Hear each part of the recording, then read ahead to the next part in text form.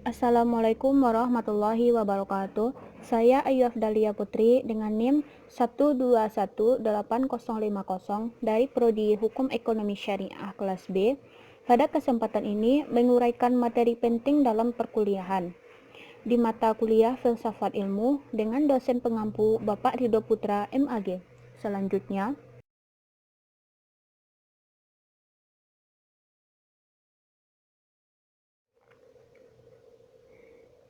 kami menguraikan materi mengenai beberapa pandangan tentang prinsip metodologi oleh Alfred Julius Ayer dan Karl R. Popper. Dari kelompok 8, kelas HSB semester 6 oleh 1. Ayu Afdalia Putri dengan NIM 1218050, 2. Zulfa Indra 121057, 3. Poppy Kurnia Putri dengan NIM 1218068 dengan dosen pembimbing yaitu Bapak Ridho Putra MAG. Selanjutnya,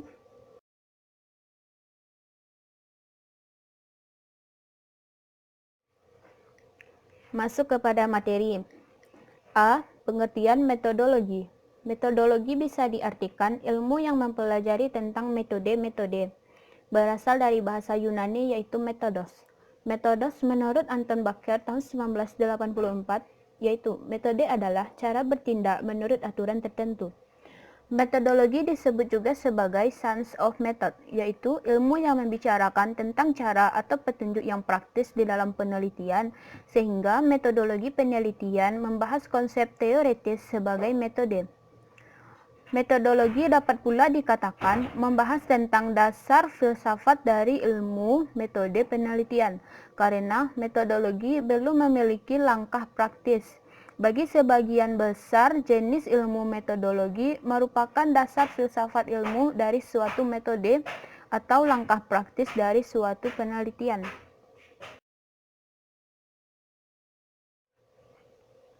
Selanjutnya, metodologi merupakan dasar filsafat ilmu dari suatu metode atau langkah praktis dari suatu penelitian. Menurut beberapa para ahli, 1. Kailan tahun 2005 berpendapat bahwa seorang peneliti dapat memilih suatu metode dengan dasar filosofis tertentu, yang konsekuensinya diikuti dengan metode penelitian yang konsisten dengan metode yang dipilihnya. 2. Suparlan Supartono tahun 2005 berpendapat bahwa metodologi adalah pengkajian mengenai bentuk dan model metode, aturan yang dipakai dalam kegiatan ilmu pengetahuan. Metodologi bersifat umum dan metode bersifat lebih khusus. 3. Peter Ersен berpendapat bahwa metode adalah suatu prosedur atau cara mengetahui sesuatu yang mempunyai langkah sistematis, sedangkan suatu pengkajian dalam mempelajari peraturan dalam metode tersebut.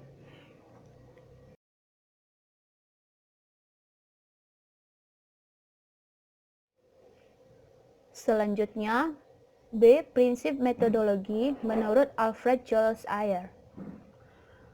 Pemikiran Ayer yang termuat dalam bukunya yang berjudul Language, Truth, and Logics tersebut, acuan terpenting yang terkait masalah metodologis adalah prinsip verifikasi. Ini mengacu pada metode ilmiah yang diterapkan dalam bidang fisika modern atau kritik terhadap metode fisika klasik Isaac Newton. Teori relativitas Einstein yang termasyhur itu telah memperlihatkan secara jelas bahwa konsep ruang dan waktu yang absolut dari fisika klasik yang diajukan oleh Newton hanya bermakna ketika seseorang dapat merinci apakah pelaksanaan terhadap percobaan yang dilakukan itu dapat ditasdiqkan.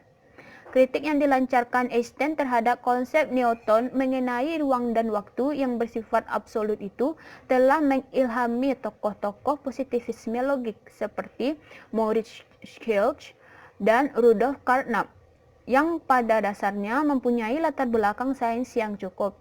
Kemudian mereka menerapkan prinsip verifikasi yang semula dipergunakan dalam bidang fisika itu ke dalam teknik analisis bahasa.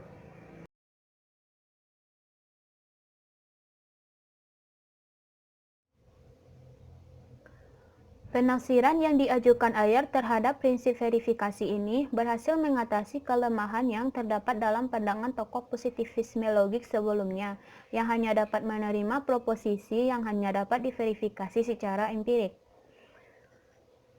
Menurut pandangan Ayer, prinsip verifikasi seperti yang diajukan oleh Schultz itu merupakan verifiable dalam arti yang ketat, atau Ayer menambahkan pengertian verifiable dalam arti yang longgar atau lunak.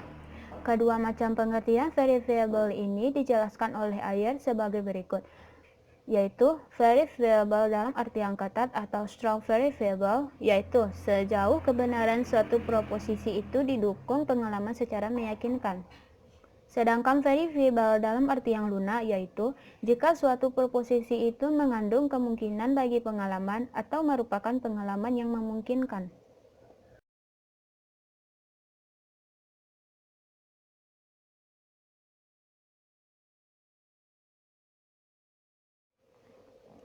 Selanjutnya, C. Prinsip metodologi menurut Karl R. Popper. Peristiwa yang mempengaruhi perkembangan intelektual Popper dalam filsafatnya adalah dengan tumbangnya teori Newton dengan munculnya teori tentang gaya berat dan kosmologi baru yang dikemukakan oleh Einstein, di mana Popper terkesan dengan ungkapan Einstein yang mengatakan bahwa teorinya tidak dapat dipertahankan kalau gagal dalam tes tertentu. Dan ini sangat berlainan sekali dengan sikap kaum Marxis yang dogmatis dan selalu mencari verifikasi terhadap teori-teori kesayangannya. Dari peristiwa ini, Popper menyimpulkan bahwa sikap ilmiah adalah sikap kritis yang tidak mencari pembenaran-pembenaran melainkan tes yang krusial berupa pengujian yang dapat menyangkal teori yang diujinya, meskipun tidak pernah dapat meneguhkannya.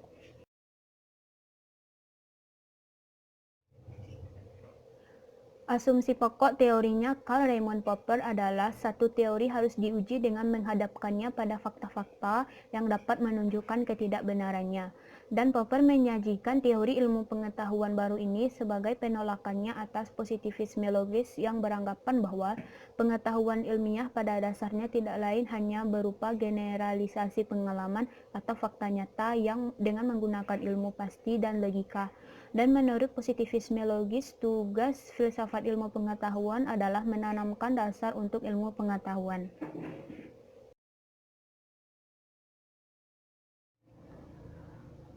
Selanjutnya, menurut Popper, teori yang melatar belakangi fakta-fakta pengamatan adalah titik permulaan ilmu pengetahuan dan teori diciptakan manusia sebagai jawaban atas masalah pengetahuan tertentu berdasarkan rasionya, sehingga teori tidak lain hanyalah pendugaan dan pengiraan dan tidak pernah benar secara mutlak, sehingga perlu dilakukan pengujian yang secermat-cermatnya agar diketahuan ketidakbenarannya.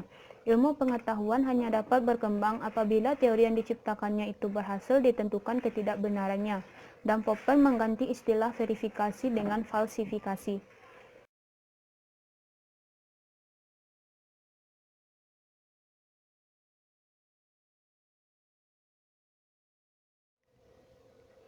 Selanjutnya, adapun prinsip falsifikasi yang menjadi pokok pemikiran Karl Raimund Popper terhadap prinsip verifikasi yaitu: pertama, Popper menolak anggapan umum bahwa suatu teori dirumuskan dan dapat dibuktikan kebenarannya melalui prinsip verifikasi.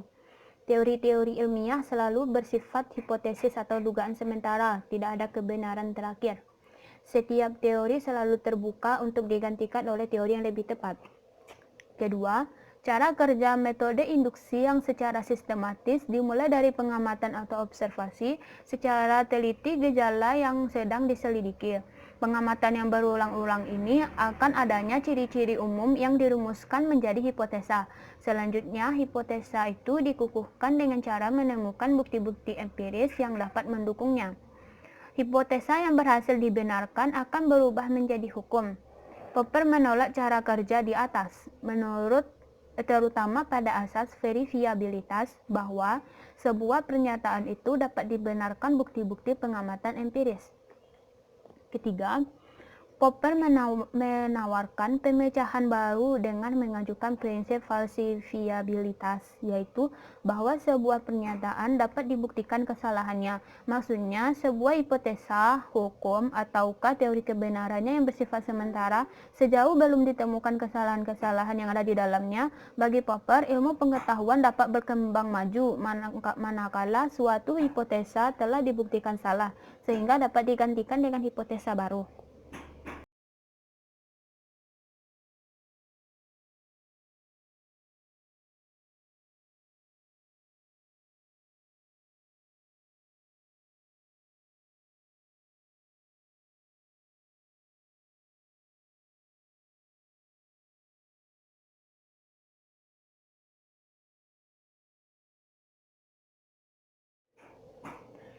Sekian uraian materi dari kelompok kami. Apabila ada salah kata, mohon dimaafkan. Terima kasih.